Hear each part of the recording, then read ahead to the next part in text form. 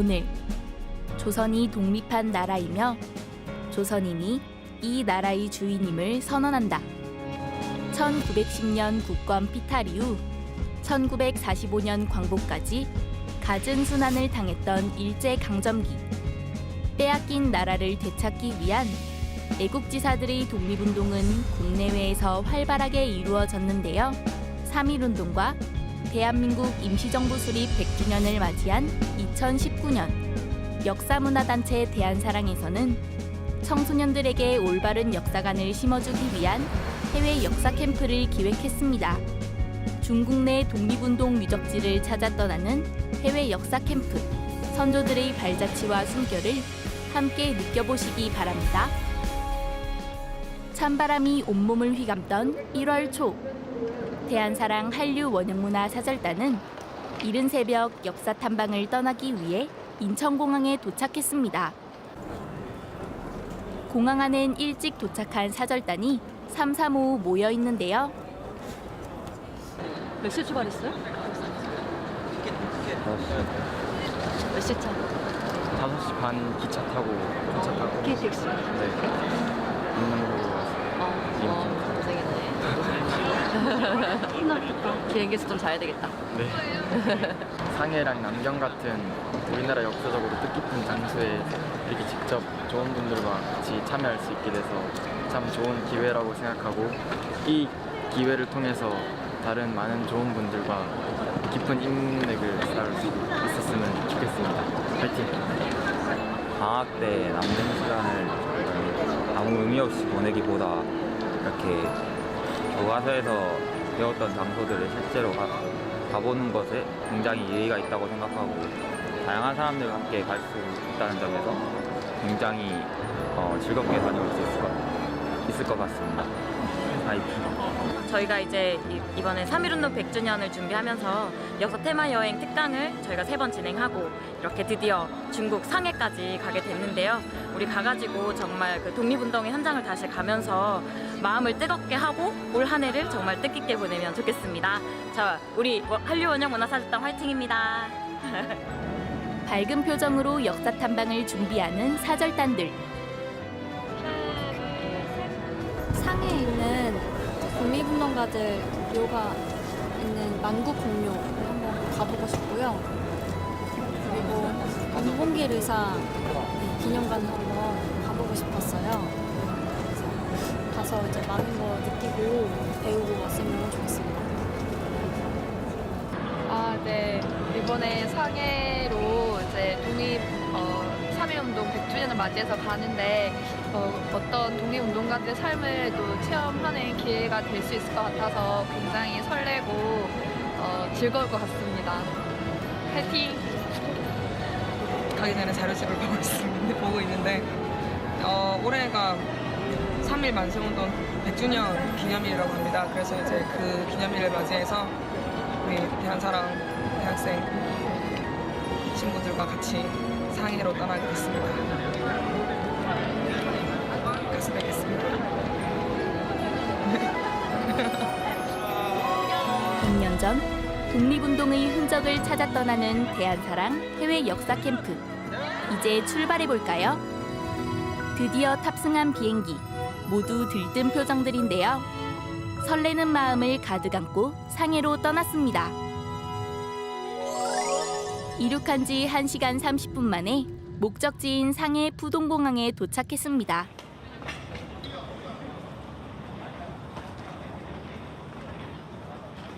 여기에 온 만큼 역사도 더 알아가고 그렇게 했으면 좋겠습니다. 그럼 먼저 2호차 먼저 출발하겠습니다.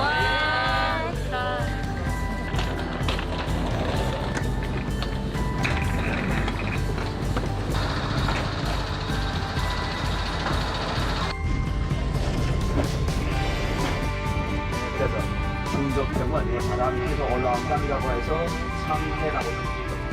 버스에 탑승해 가이드의 설명을 들으니 비로소 역사 탐방이 시작됐다는 것을 실감할 수 있었습니다.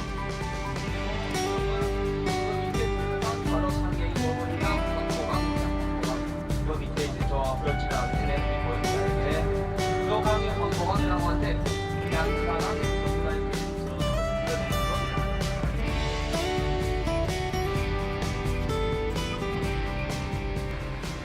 첫 번째 목적지는 대한민국 상해 임시정부. 버스에서 내린 우리는 독립운동가들을 생각하며 숙연한 마음으로 걸었습니다.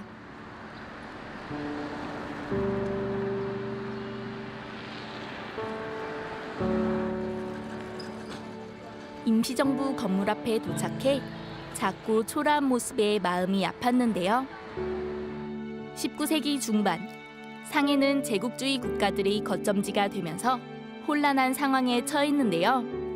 1919년 4월, 김구 선생과 이동영 선생 등 40여 명의 요인들이 일제히 조직적으로 저항하기 위해 이곳 상해 임시정부를 수립했습니다.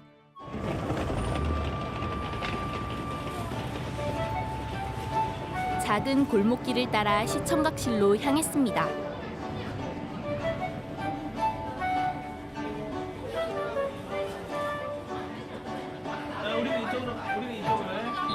일 1층은 접견실과 식당 등으로 구성돼 있었는데요.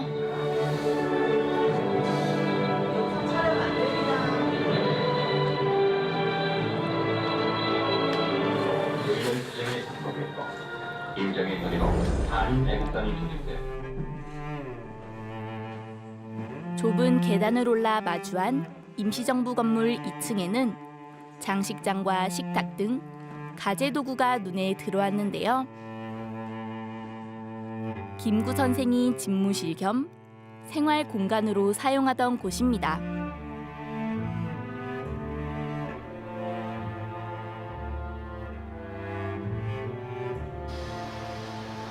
건물 내부가 협소한 탓에 관람을 마친 후 밖으로 나와 묵념을 했습니다. 임시정부 100주년을 맞이해서 저희가 임시정부에 오게 되었는데요. 여기가 임시정부가 언제 처음 세워지게 됐죠? 1919년에 처음 세워졌는데 이곳은 처음에 세워진 1919년에 세워진 곳이 아니고 1926년도에 이동을 한 곳입니다.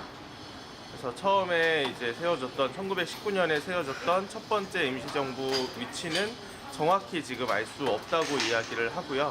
이곳은 1926년에 상해에서 또 같은 상해로 이동을 한 곳입니다. 바로 이곳이 프랑스 조계지였기 때문에 치외 법권이 적용이 돼서 이제 그런 다른 곳에 그런 방해를 받지 않고 독립운동을 할 수 있기 때문에 바로 이 상해에 자리를 잡게 됐고, 또 두 번째는 프랑스뿐만 아니라 다른 나라들이 이제 많이 들어와 있던 곳이 바로 이 상해입니다.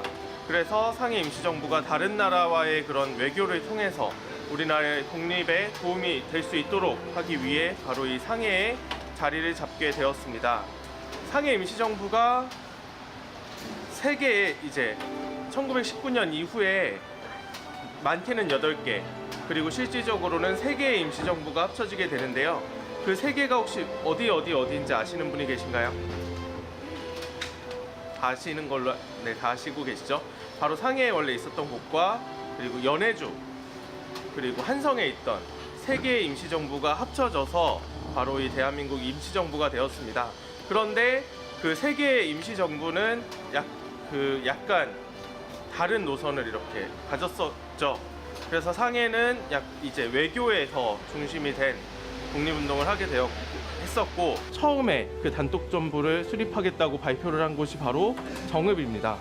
정읍에서 그 엄청난 독립자금이 갔었고, 그리고 그곳에 그런 독립운동을 하셨던 분들이 많이 계셨기 때문에 그런 정당성을 어느 정도 인정받기 위해서, 그래서 우리가 이제 그 나라의 독립을 위해서, 나라의 광복을 위해서 지켜왔던 우리 순국 선열들의 그런 희생과 삶을 한 번 더 생각을 해보고, 그리고 그분들과 이제 조선에서도, 우리나라에서도 이 독립을 위해서 한 평생을 바치시고 재산을 바치시고 정말 그 뜻을, 일본의 탄압을 받으면서도 뜻을 지키셨던 그 수많은 분들을 생각을 하면서 이번 일정을 정말 그런 뜻깊은 시간으로 함께 만들어 나갔으면 좋겠습니다. 네, 이상입니다. 척박한 환경 속에서도 대한민국의 독립을 위해 힘쓰셨던 우리 한인 독립운동가들의 어떤 자취나 흔적을 알 수 있었던 좋은 시간이었습니다.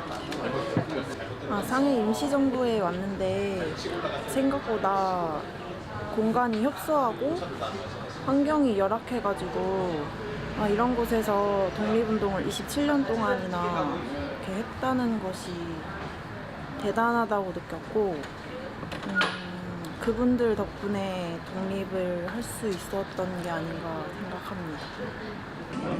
일단은 우리나라가 일제 강점 하에서 독립을 위해서 자신의 목숨을 희생하면서까지 큰 어떤 그런 거사를 치렀다는 것을 알게 됐고요.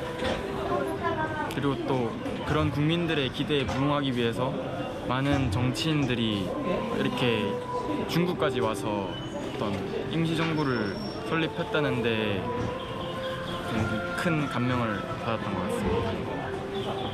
우리나라 고생받던 시기에 우리 여러분들이 이렇게 노력을 하고 고생했던 거 보니까 마음이 좀 짠해지기도 했고요. 저도 언젠가는 애국심이 좀 더 고취되었던 그런 순간이 되었던 것 같습니다. 이렇게 교과서에서만 이렇게 봤던 내용을 실제로 직접 보니까 훨씬 더 이해가 잘 되는 것 같고 어떻게 우리 대한민국 임시정부가 수립되었고 대한민국의 독립을 위해 얼마나 많은 사람들이 고생을 하였는지에 대해 알게 되었던 좋은 기회였던 것 같습니다.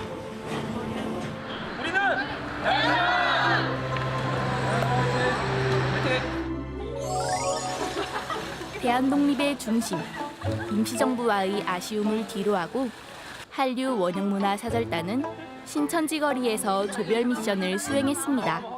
미션을 달성을 해야 돼서 저희가 독립자금을 전달하라는 게임을 진행 중이고 그중에 이제 미션을 저희가 하면은 독립자금을 받습니다. 네, 그래서 하나 이 포즈를 해봤습니다. 이렇게. 자, 소장님 마지막 이거 또 찍을게요. 하나, 둘, 셋. 잘했어 이 정도면. 손가락 올려가지고. 잘했어. 주 미션 완성! 독립자금을 우리 거야!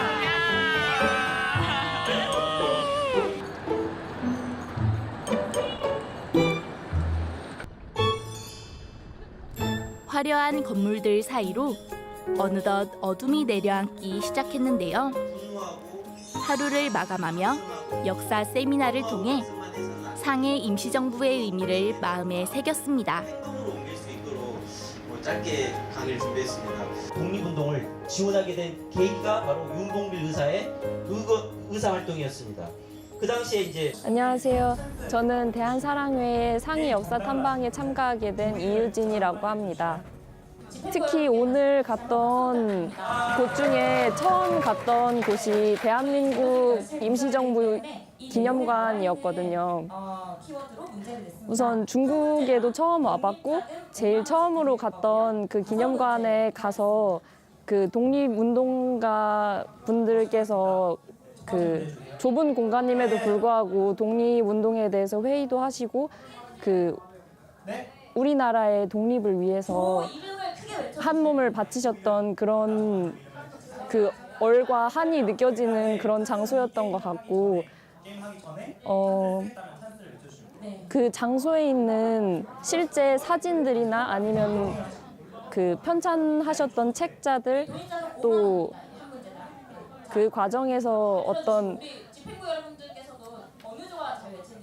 무슨 문서들 같은 게 쭉 있었는데 그런 것을 보면서 굉장히 감명 깊었고 역사 의식을 다시 생각하게 됐던 것 같습니다. 오늘 1일차 일정만으로도 충분히 다른 사람이 꼭 경험했으면 좋겠다는 생각을 많이 했었고 특히나 부모님께서도 역사 의식이 굉장히 저한테 예전부터 심어주셨기 때문에 이런 거를 같이 공유하고 하다 보면은 더 적극적으로 온 가족이 함께 활동할 수도 있을 거라고 생각을 합니다. 그 과거의 독립운동의 현장을 직접 걸어보면서 과거에 있었던 일단 올해가 3.1운동 100주년이니까 과거에 있었던 독립운동을 되짚어보는 그런 의미 있는 활동이었다고 생각합니다.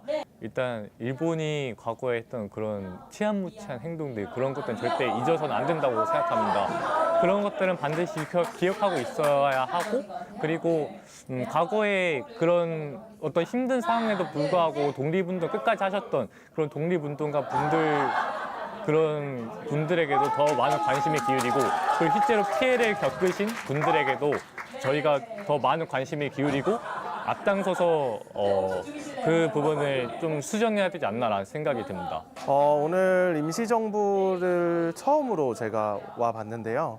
정말 생각했던 것보다 예상했던 것보다 너무 좁고 그래서 너무 이제 안타까운 마음이 들었고요. 그리고 정말 그 힘든 일이었는데 정말 가난과 이런 외로움과 힘듦을 이렇게 다 견디면서 그 자리를 지켜주셔서 그리고 광복이 될 때까지 끝까지 그런 독립운동을 해주신 분들이 계셨기 때문에 지금의 대한민국이 있지 않나라는 생각이 드는 그런 소중한 시간이었습니다. 네. 그리고 내일은 홍커우 공원과 만국공묘를 갈 예정입니다. 그래서 윤봉길 의사가 의거를 했던 그런 장소와 그리고 만국공묘에 계셨던 그런 독립운동가 분들의 흔적을 찾고 그분들의 정신과 혼을 만날 수 있는 그런 시간을 가질 것 같고요. 그리고 그 다음 날에는 난징에 가서 일본의 난징 대학살, 일본이 얼마나 그런 잔혹하게 민간인들을 희생을 시켰는지 그런 것들을 보러 가게 되는데요. 그런 난징에서 일어난 일이지만 사실 우리나라도 똑같이 그렇게 일본인들에게 그 당시에 일제강점기에 당했던 거잖아요. 그래서 우리 선조들이 어떻게 그렇게 일본에게 일제에게 무참하게 죽임을 당했는지 많이 그렇게 참혹하게 당했는지를 느낄 수 있는 시간이 되지 않을까 생각이 들면서도 그리고 그런 것들을 또 이렇게 마주 보는 게 정말 마음이 아플 것 같아서 지금 벌써 좀 걱정이 되기도 합니다. 어제의 감동을 가슴에 담은 채 상해에서의 역사 캠프 두 번째 날 일정이 시작됐습니다.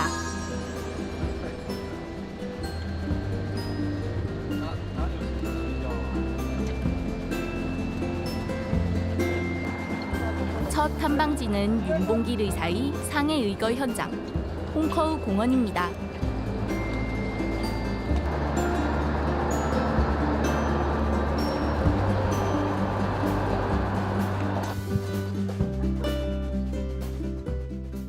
홍커우 공원은 우리에게 역사적으로 의미 깊은 장소인데요. 1932년 4월, 일본의 전쟁 승리와 일왕 생일을 기념하기 위해 이곳에 모인 일본군 요인들에게 윤봉길 의사가 폭탄을 던진 곳이기 때문입니다. 중국 정부는 윤봉길 의사를 추모하기 위해 홍커우 공원에 기념관을 건립했습니다. 폭탄을 투척했던 장소가 여기입니다. 여기에요. 이 비석이 있는 자리예요. 그리고 이 앞에 물이 있는 이 자리는 원래 당시 운동장이었고 이게 일본 군인들이 모여 있는 장소 여기였습니다. 예. 여기 폭탄 투척한 장소가 여기입니다. 달려서 여기가 윤봉길 선생님이 투척하신 장소인데요. 일단 사건 배경부터 보면은 그 김 선생님이 1919년에 상해 임시정부로 통합이 됐잖아요, 그죠? 근데 사실 윤봉길 의사 의거 전에는 상해 임시정부가 되게 어려운 상황이었어요. 3.1 운동이 물론 전국적으로 했지만 결국엔 실패했잖아요, 그죠? 그래서 그때 얻은 교훈이 뭐예요? 3.1 운동을 하고 나서 얻은 교훈. 무장투쟁. 무장투쟁을 해야 된다는 걸 깨달은 거예요. 백범일지에 보면은 그림자와 함께 했다는 말이 나오거든요. 나는 가지고 외롭게 우리 그림자랑 같이 일했다라는 내용이 나와요. 그 정도로 되게 힘들었는데 이날 폭탄을 그래가지고 2개를 준비하시는 거예요. 근데 윤봉길 선생님만 왜 그때 성공을 했냐면은 일본어로 막 유창하게 얘기를 하신 거예요. 내가 일본 사람으로서 여기까지 왔는데 어떻게 여기에 초대장이 없다는 이유로 못 들어가겠냐고 얘기해가지고 들어가시게 된 거예요. 그래서 의거에 성공하고 나서 그러면서 임시정부가 그때부터 다시 활약하는 계기가 돼요. 사절단은 기념관 2층, 시청각실부터 관람하기로 했는데요. 윤봉길은 농촌을 개몽시키는 것보다 먼저 조국의 독립을 이루는 것이 더 중요한 이름을 절감하고 여러 번의 심사숙고 끝에 마침내 가족과 고향을 뒤로하고 중국으로의 망명을 결심했다.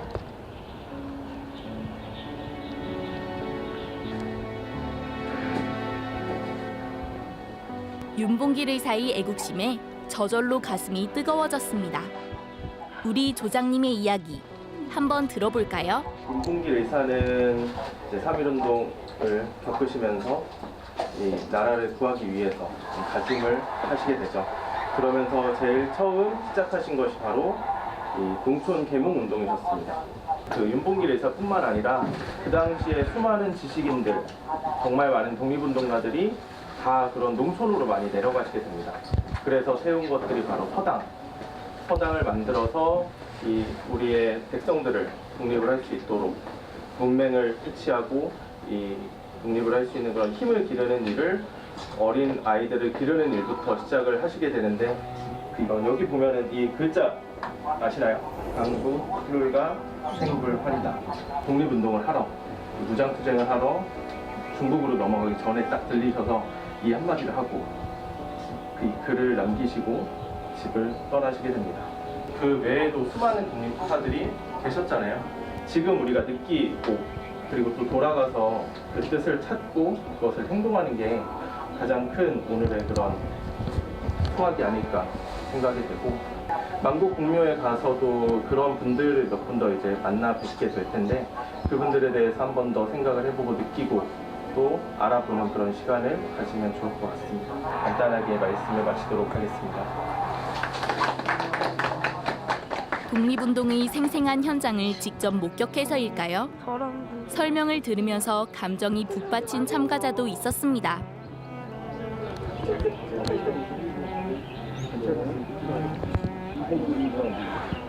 그냥 너무 고맙고 저 그 영상이랑 보면서 그냥 마음이 같이 느껴져서 왜 그런지는 모르겠는데 그랬어요. 하늘 알더라도 제대로 알고 뭐 작은 거라도 이렇게 뭐라도 이렇게 알린다거나 주변에 실천하는 되지 않을까요? 1층에서 마주한 윤봉길 의사의 처연한 흉상이 당시의 마음을 간접적으로나마 느껴지게 합니다. 역사관보! 기념관을 둘러본 한류 원형문화 사절단은 어떤 생각을 했을지 궁금한데요. 제가 기념관 갔다 오면서 윤봉길 의사의 이렇게 다짐 그리고 그런 그 사상 생각 이런 거를 보고 나니까 정말 기뻤습니다. 저도 한번 더 이렇게 가서 윤봉길 의사의 생각과 자세히 한번 살펴보고 싶은 마음이 더 크네요. 윤봉길 의사의 그 의거한 결과랑 그런 건 알고 있었지만 전체적으로 구체적인 그 전개가 어떻게 됐는지는 몰랐었는데 이번에 이곳을 방문하게 돼서 윤봉길 의사가 어떻게 의거를 하게 되었고 김구 선생님과 어떻게 만나게 되었으며 그 의거하고 나섰을 때 감정은 어땠는지 그런 것들을 보다 더 자세하게 알아볼 수 있어서 더 좋았던 시간이었던 것 같습니다. 윤봉길 의사의 어떤 의거 과정을 자세하게 또 알아보고 또 그 이전 이후의 삶에 대해서 알아봄으로써 윤봉길 의사가 의사할 당시 그리고 그 직전에 어떤 감정과 생각들을 품고 계셨는지에 대해서 좀 생각해 볼 수 있었고 또 독립운동가 분들의 투지와 정신에 대해서도 저희가 한번 생각해 보는 기회가 되었던 것 같습니다. 대한의 남하로 할 일을 하고 미련 없이 떠나갑니다. 당당한 유언을 뒤로한 채 중국 상해에서 순국한 25살 청년 윤봉길 의사. 그의 온기와 열정을 가슴에 새기며 다음 장소로 이동했습니다.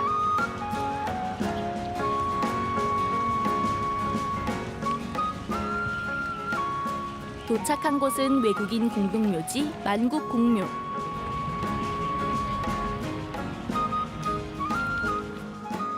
이곳은 중국과 대만에서 국부로 칭송받는 순원의 부인이자 중국 공산당 부주석이었던 숭칭링이 묻혀 있어 숭칭링 능원으로 이름이 변경됐는데요. 임시정부 주요 요인들의 묘지 초석이 있는 곳으로 상해 역사 탐방에서 빼놓을 수 없는 곳입니다.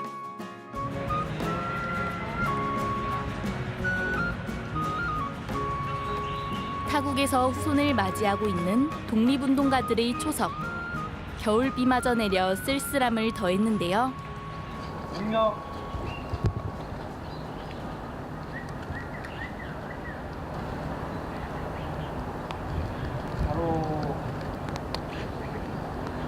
만국공묘는 이름 그대로 각국의 수많은 외국인 유해가 안장된 공동 묘지입니다.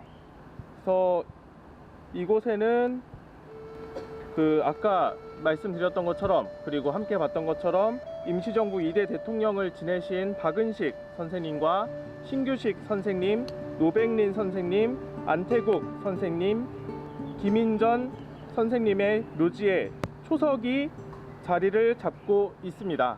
이제 이골은 다 한국으로 돌아와서 현충원에 안장이 되어 계시고요. 박은식 선생님 하면 가장 생각나는 게 뭐가 있나요? 한국통사? 역사, 한국통사 이런 것들을 많이 기억을 하고 계시죠. 1915년에는 이제 한국통사를 완성을 해서 출간을 하시게 됩니다. 한국통사의 통자는 아플통이죠. 우리의 그런 아픈 역사에 대해서 기록을 남겨주시게 되고요. 3.1운동이 일어나시고 나서 그것을 지켜본 이제 박은식 선생님께서는 노인동맹단이라는 것을 만드시게 됩니다. 1919년 11월 10일에 의열단이 창설이 되게 되고 거기에 수많은 청년들이 지원을 하게 되는, 그리고 의열단의 그런 활동 방법의 그런 효시가 됐던 그런 일이라고 할 수가 있고요. 이 노인동맹단을 처음으로 만드셨던 분이 바로 박은식 선생님이셨습니다. 노백린 선생님에 대해서 말씀을 드릴 건데 이분도 군인으로서 굉장히 유명하신 분이셨어요. 그래서 대한민국의 그런 군인으로 이렇게 복무를 하셨는데 1905년에 무슨 일이 있었어요? 을사늑약이 있었죠. 그때 을사오적이 있었잖아요. 그 당시에도 이제 군인으로서 계셨는데 그때 이토 히로부미가 와서 연회를 열었어요. 거기에 이제 노백린 선생님이 그 자리에 있었습니다. 근데 워리워리 하면서 개를 부르는 그런 그 사람들한테, 이완용한테, 을사오적한테 그런 이야기를 하게 돼요. 너희는 나라를 팔아먹은 개들이다. 그러다가 1907년에 대한민국 군대가 해산이 되게 되죠. 그리고 1914년에는 하와이로 건너가서 우리나라의 그런 군대를 다시 살리려는 노력을 하시는데 우리의 비행사를 양성하는 학교를 설립하시게 되고 1922년도에 41명의 학생이 있었고 23년도에는 11명의 졸업생이 나오게 됩니다. 그리고 1919년에 임시정부 조직에 참여를 하시면서 1922년도에는 국무총리로 취임을 하시게 돼요.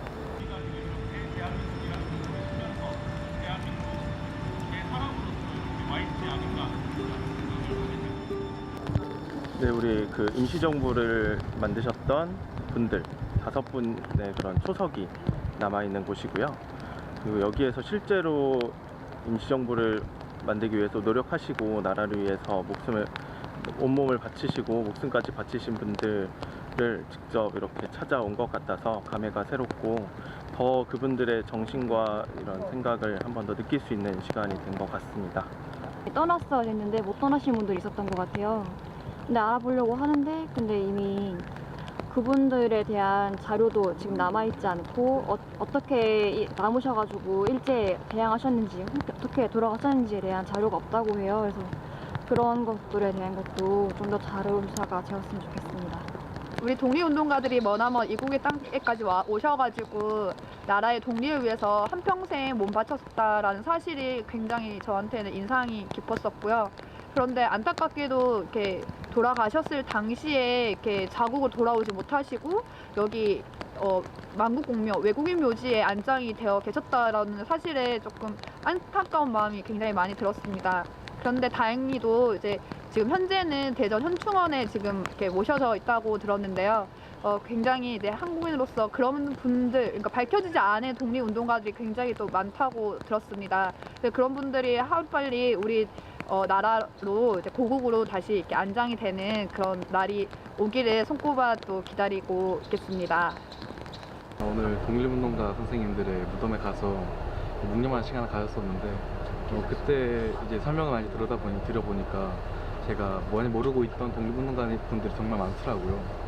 그때 이렇게 생각을 해보면은 정말 제가 아직까지 독립 이런 관련해서 좀 관심이 좀 부족했구나 하는 반성의식을 가지게 됐어요. 비록 이제부터라도 조금 그 역사 의식을 고취하고 독립 이런 관련해서 조금 더 찾아보고 타인에게 좀 전해주는 그런 방식으로 이렇게 살아가는 게 좀 더 낫다고 삶의 방향을 약간 정했던 계기가 되었던 것 같습니다. 만국공묘 방문을 마지막으로 상해에서 독립운동의 흔적을 찾아보는 일정을 모두 마무리했는데요. 대한사랑 한류원형문화 사절단을 태운 버스는 다음 날 난징 탐방을 위해 길을 재촉했습니다. 여기까지 나왔습니다.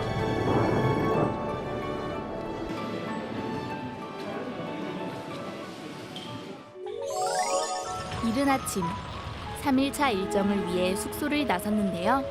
오늘 탐방 장소는 난징 대학살 기념관과 난징 위안소 박물관입니다. 그래서 그런지 벌써부터 착잡한 분위기인데요. 청소년 사절단은 어떤 마음의 준비를 하고 있을까요? 오늘은 우리 근대 역사에서 좀 아픈 역사 현장에 가게 되어서 좀 차분한 마음으로 가게 되는 것 같고 우리 아픈 역사를 직접 현장에서 보고 느끼면서 지금 이 시대의 어떤 역사적 저희의 사명에 대해서 조금 직접 느끼고 많이 깨닫고 싶습니다. 나라가 힘이 없으면 외교가 없어요. 그래서 하루빨리 이 나라 공격이 강해지고 정찰력이 세져갖고 대외적으로 잃어버린 이런 땅도 되찾을 수 있는 그러한 테이블에서 나타날 수 있는 그러한 땅이 빨리 왔으면 좋겠습니다. 오늘의 첫 탐방 장소 난징 대학살 기념관입니다.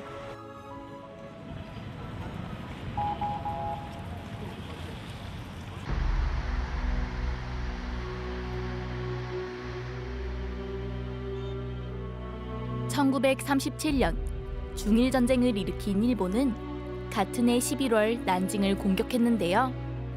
6주에 걸쳐 30여만 명에 달하는 중국 민간인을 학살했습니다.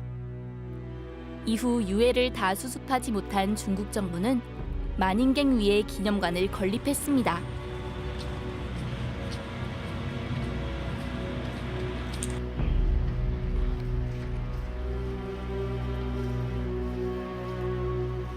입구에 전시한 조각상이 그날의 참상을 말없이 전하고 있었습니다.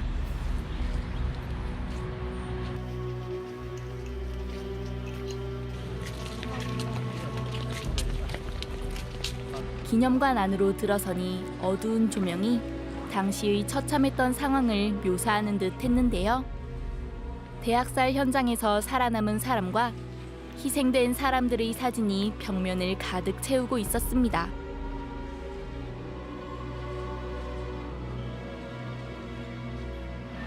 되게 뭔가 좀 슬픈 것 같아요. 꼭 처음에 들어오는 거기 많은 그 돌아가신 분들이 걸려있는 곳이 꼭 추모관처럼 느껴지는, 그래서 정말 많은 분들이 희생됐구나 그런 게 좀 많이 느껴졌어요.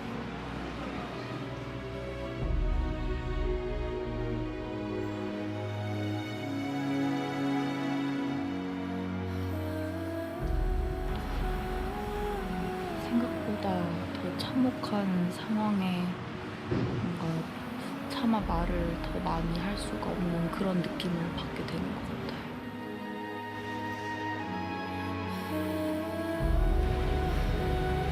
당시에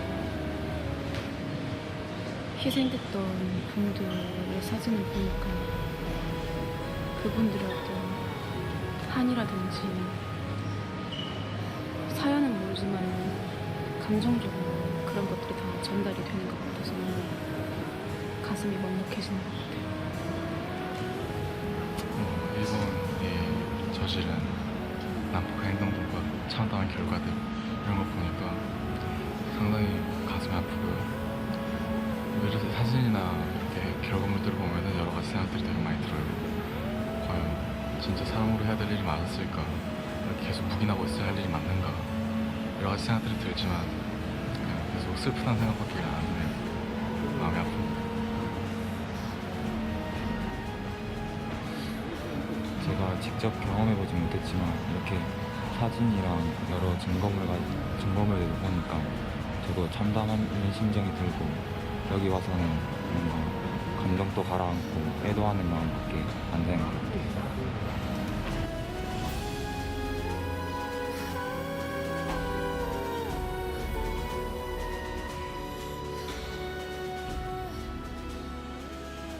사람이 아닌 것 같아요, 보니까. 그냥 되게 잔인하네요.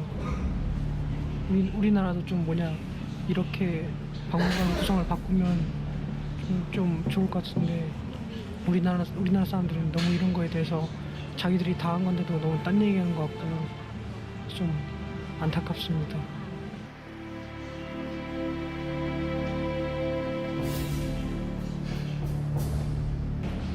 전 다시는 이런 일이 일어나지 않아야겠죠. 너무 진짜 안타깝고 마음이 아픕니다.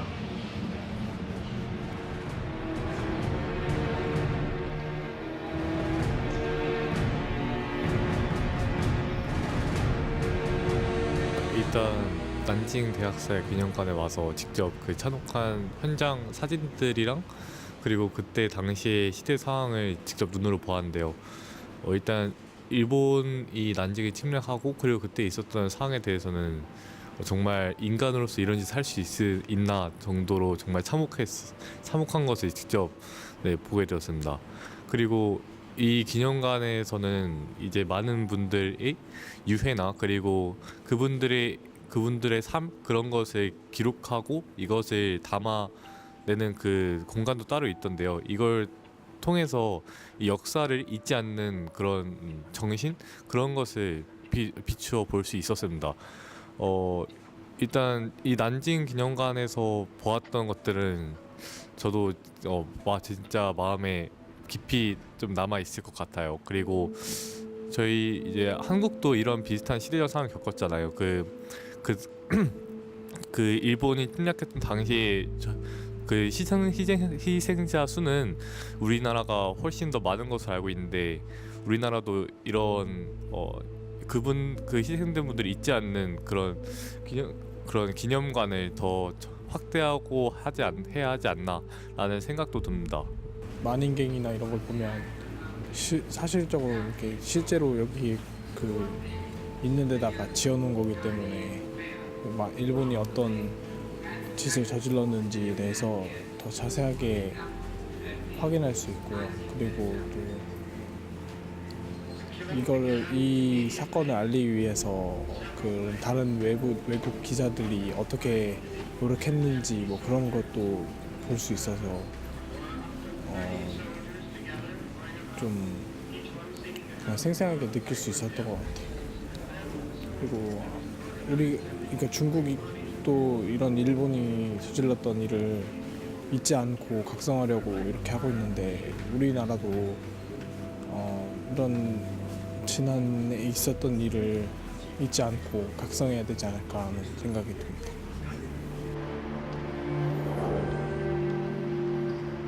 과거를 기억해 미래의 스승으로 삼아야 한다.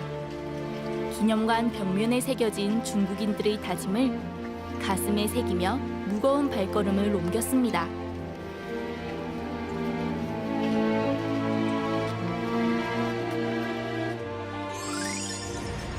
난징대학살 기념관에 이어 오늘의 두 번째 역사 탐방지 난징 위안소로 가는 길. 뿌옇게 흐린 날씨가 당시 암울했던 여성들의 마음 같다는 생각이 들었습니다. 위안소 유적 진열관 입구에 도착하자 눈에 띄는 조각상.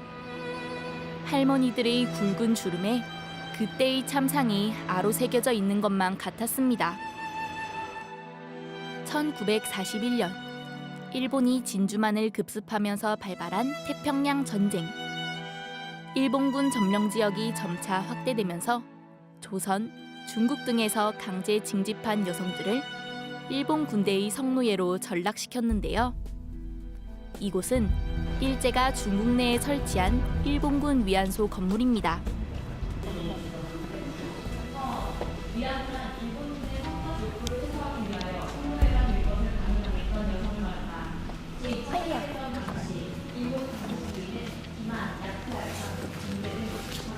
진열관 1층엔 위안부에 대한 자료와 사진들이 전시돼 있었습니다. 동남아 각지와 태평양 제도, 일본 본토 등 등지에서 대량의 젊은 여성을 강제 집용하여 일본 본토에서 멀리 떠나 담대한 일본군의 성노예로 삼았으며 완벽한 일본군 위안군 제도를 세웠다. 중국은 일본군 위안부 제도의 최대 피해국이다. 일본군이 중국에 설치한 위안소는 그 수량이 가장 많고 시간이 가장 길며 규모가 가장 크다. 또한 선으로 20여만 명의 여성이 강제로 일본군의 성노예로 전락하였으며 그중 상당수가 일본군의 잔폭한 성적 학대로 목숨을 잃었다. 일본 군국주의의 만행과 잔인함, 포악함을 적나라하게 구현했을 뿐만 아니라 전쟁이 인류에게 가져다준 가장 쓰라리고 뼈에 사무치는 기억으로 됐다.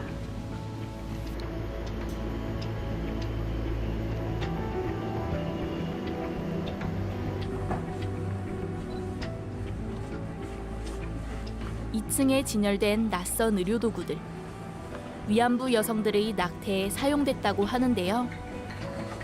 여성이기에 겪어야 했던 처참한 현장을 마주하니 끔찍하고 참담할 따름입니다.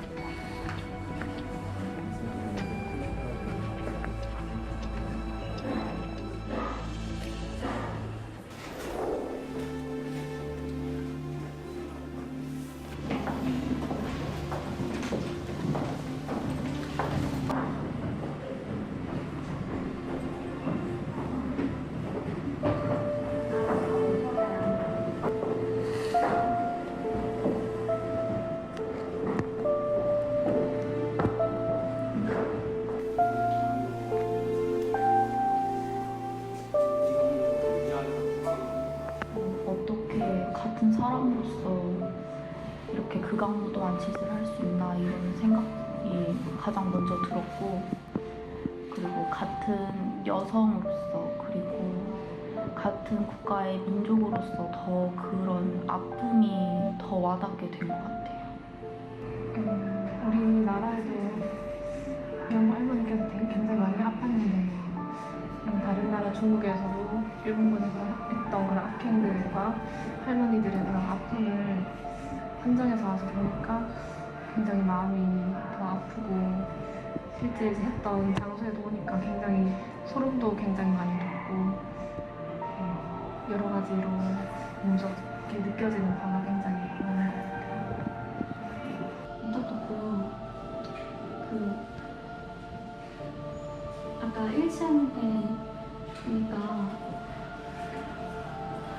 눈물 흘리는 위안부 할머니 상이 있어서 계속 눈물 흘리고 계시더라고요.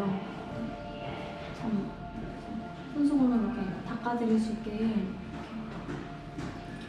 해놔가지고 닦아드렸는데, 닦아드리면서 되게 저도 같이 막 했거든요. 주름 가득한 얼굴 위로 흐르는 위안부 피해 여성의 뜨거운 눈물. 닦아도 닦아도 멈추지 않는데요. 아직도 끝나지 않는 아픔에 가슴이 저려왔습니다. 눈물을 닦아드리는 거를 보고 갑자기 울컥해가지고 눈물이 날 것 같아서 못 보겠더라고요. 그래서 이렇게 뒤로 돌아서 있다가 이제 사진 찍으려고 가서 저도 이제 닦아드렸는데, 우리나라도 이런 기념관이 좀 제대로 만들어지면 좋을 것 같습니다. 다시는 이런 역사가 반복되지 않도록 역사를 또 기억하고 제대로 알아야겠다는 생각이 듭니다. 좀 되게 많이 아픈 현장이었던 것 같아요. 그래서 참담했을 것 같고요. 그 동상도 그렇고 눈물 흘리시는 게 진짜 같아가지고 되게 안타깝고 진짜 닦아드리는 것 같아서 되게 마음이 울컥했습니다. 우리나라뿐만 아니라 중국과 다른 베트남 등 동남아시아 같은 그리고 일본 심지어 일본 본토에도 위안부가 있었다는 사실을 알게 되어서 상당히 충격을 받았고요. 또 일본이 많은 여성분들께 저지른 어떤 잔혹한 행위와 어떤 그에 대한 처참한 실상들을 알게 되면서 일제 어떤 군국주의에 대한 좀 비판적인 생각을 하게 되었고 또 군국주의 같은 사상을 우리 스스로 어떻게 심지 않게 되도록 노력해야겠다는 생각을 하게 되었습니다. 그 조형물에서 이렇게 눈물이 나오는 거를 봤는데 되게 뭔가 좀 마음이 찡하면서도 좀 내가 이렇게 좀 힘든 과거를 겪으신 분들을 이렇게 작게나마 혹은 간접적으로나마 위로를 해드릴 수 있구나라는 또 생각을 하게 됐고 경험을 하게 되어서 상당히 뜻깊은 시간이었다고 생각합니다. 위안부 기념관을 보면서 이제 일본의 군국주의의 포악함과 잔혹성을 제대로 파악했던 계기가 됐던 것 같습니다. 개인적인 생각이지만 위안부 같은 경우에는 세계 2차 대전에서 일본이 남긴 가장 큰 상처가 아닐까 싶은데요. 그런 점을 생각해 보면은 굉장히 마음이 짠하고 우리나라에서 막대한 피해가 아니었을까 생각을 합니다. 아주 약간이나마 그래도 위안부 사람들이 느꼈던 고통 같은 거를 간접적이나마 제가 느껴봤던 것 같습니다. 참 좋은 뜻깊은 경험이었던 것 같아요. 정말 엄청나게 많은 그런 사람들이 희생을 당했구나 하는 그런 정말 안타까운 마음이 많이 느껴졌습니다. 그리고 이제 할머니 눈물 닦는 곳이 있어서 눈물도 닦아봤는데 진짜 그 눈물 닦을 때는 울컥하는 마음이 많이 들었고요. 우리나라에도 이런 것들이 조금 더 많이 설치가 됐으면 참 좋겠다는 생각도 많이 들었습니다.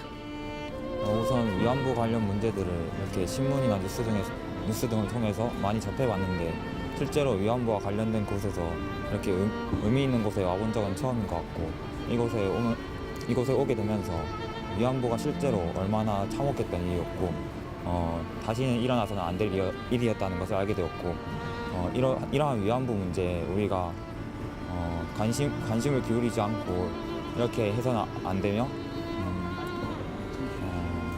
많은 주의를 기울여서 이러한 위안부 문제를 비롯한 전쟁 관련 문제들을 하루빨리 해결해야 된다는 생각을 가지게 되었습니다. 위안부 할머니들의 슬픔이 진짜 동상에서 나오는 눈물을 통해서 전해졌던 것만큼 굉장히 참 슬펐던 눈물을 닦아주는 것만으로도 굉장히 슬펐던 것 같습니다. 진짜 기억해야 할 역사잖아요. 일본 그 사람들이 그렇게 전쟁 과정에서 그렇게 극악무도한 짓을 인륜을 잊어버리는 그런 짓을 저질렀는데 진짜 그런 현장을 직접 목격한 거라서 남아있는 것들을 보면서 정말 이 역사에 대해서 잘 생각해 보게 되었습니다. 눈물이 계속 나오잖아요. 이것도 어떤 상징이 있다고 생각해요. 눈물을 끊임없이 저희가 기억하고 그리고 이분들의 눈물을 끝까지 닦아드려야 한다는 그런 상징이 있다고 생각하고 그래서 정말 그 시간도 뜻깊었던 것 같아요. 그걸 보는 그 시간에서도. 위안부 피해 여성들의 눈물을 상징하는 조형물이 역사의 아픔을 절대 잊지 말라는 말을 전하는 것 같았습니다.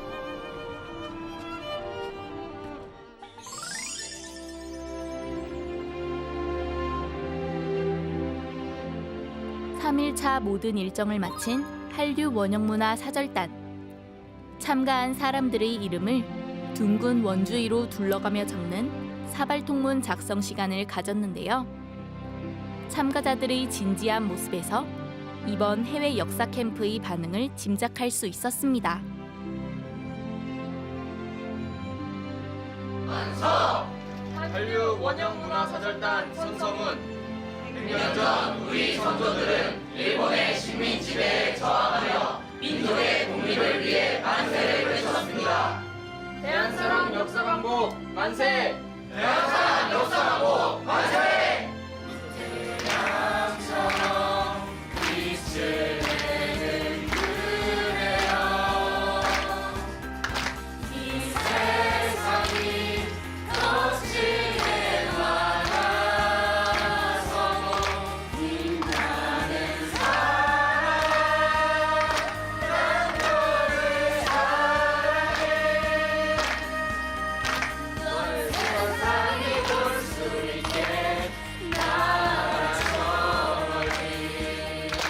캠프에서 실제로 여러 곳을 돌아다녀보고 역사 교과서에 나왔던 사건들이 발생했던 장소도 이렇게 가보고 하니까 비록 친구가 같이 가자고 권유해서 왔긴 했지만 저도 이곳에 와서 역사의식이 고취된 것 같고 우리나라에서 실제로 축소된 역사도 있고 아직 제대로 알려지지 않은 역사도 있다는 것을 알게 되었습니다.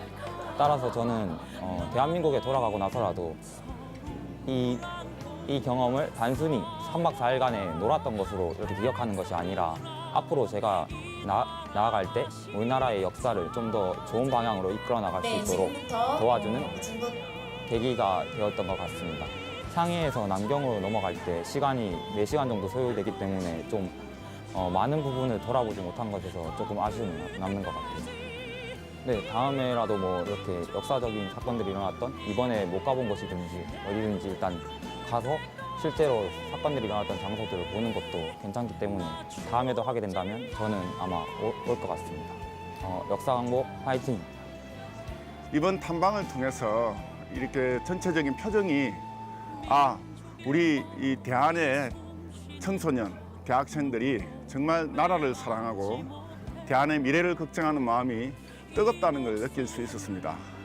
우리 젊은이들이 진정한 한국의 미래상이 무엇인지, 대한의 역사를 바로잡는다는 것이 무엇인지를 느끼고 또 그것을 전국에 또 전 지구촌 8천만 한인들이 있는 모든 곳에서 함께 공유하고 나라를 사랑하고 대한을 사랑하는 진정한 대한 사랑이 되기를 축원합니다.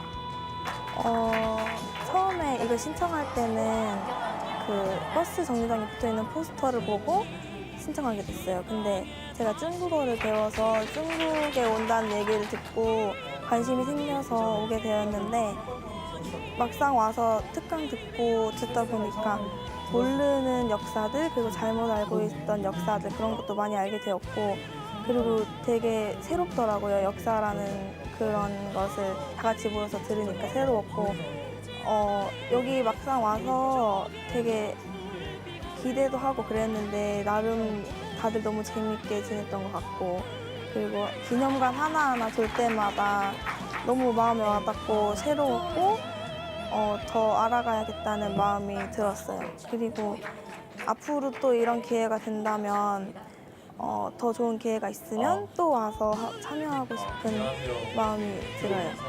윤봉길 의사님에 대해서 설명을 해주던 그런 기념관이었는데 그때 당시에 윤봉길 의사님의 마음이랑 그리고 그 상황을 너무 잘 느낄 수 있게 박물관을 세워주셔서 너무 감사했고 그리고 더 몰랐던 걸 알게 돼서 되게 유익하고 좋은 시간이었던 것 같아요. 역사 강복 화이팅! 근데 이렇게 직접 와서 현장에서 직접 보는 건 이번 탐방을 통해서 3박 4일 기간 동안 의식 있는 대학생들이 참으로 이렇게 감명을 받고 진정으로 이번 역사 강복을 위해서 뛰어야 되겠다 하는 그런 중요한 어떤 뜻깊은 자리였던 것 같습니다. 그런 감명과 어떤 의식을 멈추지 않고 국내에 돌아가서도 꾸준히 이렇게 세상 사람들에게 우리나라 사람들에게 우리의 올바른 역사를 알리는 그런 시간대를 맞이할 수 있도록 최선을 다하겠습니다. 대한사랑 역사 강복 화이팅! 이번 3박 4일 역사 캠프를 계획을 하면서요. 우리 무엇보다도 우리 학생들이 이번 3.1 운동 100주년을 맞아서 그 현장에서 그 독립운동가들의 그 독립을 하기 위해서 외쳤던 그 대한의 광복에 대해서 조금 더 느끼게 해주고 싶었습니다. 그래서 조금이라도 좀 더 많은 것을 경험을 하고 또 이제 그 심정을 느껴보게 하기 위해서 이번 이제 캠프를 기획을 하게 되었는데요. 100년 전 우리 선조들이 외쳤던 그 만세의 그 정신과 또 독립을 위해서 당당히 맞서 싸웠던 독립운동가들의 그 심정을 조금이나마 느낄 수 있는 그 계기가 되어서 너무 뜻깊은 행사였던 것 같습니다. 무엇보다도 나라를 사랑하고 아끼는 그 선조들의 마음을 우리 대한민국의 모든 청소년들이 알았으면 좋겠습니다. 그래서 저희 대한사랑 유니부 한류 원형 문화 사절단은 앞으로도 계속 대한 역사 광복을 위해서 열심히 뛰도록 하겠습니다. 대한 역사 광복 만세 화이팅! 한라에서 백두까지 3.1운동과 임시정부 수립 100주년을 맞이해 떠났던 3박 4일 해외 역사 캠프. 중국에 남아있는 아픈 근대사의 현장을 보면서 우리에게 남은 과제는 진정한 역사 강복이라는 것을 절감할 수 있었습니다.